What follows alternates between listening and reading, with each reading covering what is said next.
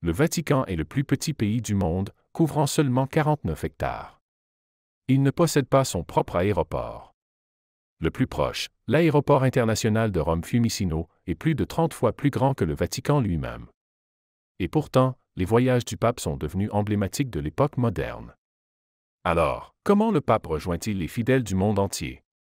Pour combler cette distance, le Vatican affrète des avions commerciaux pour les déplacements pontificaux. Ces vols portent souvent un indicatif spécial, Shepherd 1, soulignant l'importance du passager à bord. Historiquement, des compagnies comme Alitalia et aujourd'hui ITA Airways assurent ces vols. Mais d'autres compagnies ont aussi participé. En 2015, un Boeing 777-200 d'American Airlines a transporté le pape François à New York, bien que sans l'indicatif Shepherd 1, car il ne s'agissait pas d'une visite d'État officielle. Le type d'avion dépend du voyage. Pour des trajets courts en Europe, un Airbus A320 suffit. Pour les missions intercontinentales ou avec beaucoup de personnel, on préfère des avions gros porteurs comme le Boeing 777 ou l'Airbus A350. Contrairement à de nombreux gouvernements qui disposent de leur propre flotte, le Vatican privilégie la flexibilité, en affrétant selon les besoins. Le pape ne voyage jamais seul. Il est accompagné de sa délégation officielle, de l'équipage et de 60 à 70 journalistes accrédités du monde entier. Le Saint-Père et ses proches voyagent à l'avant, souvent en classe affaires, tandis que les journalistes sont en classe économique.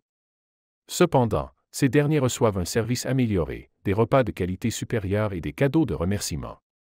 À bord, les groupes de presse sont souvent répartis par langue italien, allemand, français, espagnol et les journalistes du pays de destination sont aussi invités. Lors des conférences de presse spontanées en vol, ils sont souvent les premiers à poser des questions. Ces échanges durent parfois jusqu'à 20 minutes et témoignent de la volonté du pape de dialoguer. L'intérieur de l'avion est discrètement personnalisé, appuie-tête avec les armoiries papales, équipage soigneusement sélectionné, souvent honoré de participer à ce moment unique. Le voyage est à la fois spirituel et diplomatique. Les destinations sont variées, bastions catholiques, zones sinistrées, ou régions en tension. Ces dernières années, Shepherd 1 a atterri dans des lieux inattendus comme les Émirats arabes unis en 2019 ou l'Irak en 2021, dans un esprit de dialogue interreligieux. Contrairement à l'Air Force One, les aéroports restent généralement ouverts. Mais l'accueil est toujours solennel, fenêtres du cockpit ouvertes, drapeau du Vatican et du pays au tissé, tapis rouge et honneurs militaires. Malgré la fréquence croissante des voyages, le Vatican n'a jamais eu sa propre flotte. Grâce à des partenariats avec des compagnies comme ITA Airways, l'affrètement reste une solution efficace et économique. Ces vols sont bien plus que du transport, ce sont des missions de paix, de compassion et de diplomatie. L'arrivée de Shepherd ne franchit pas seulement des frontières, elle unit des peuples, des cultures et des croyances.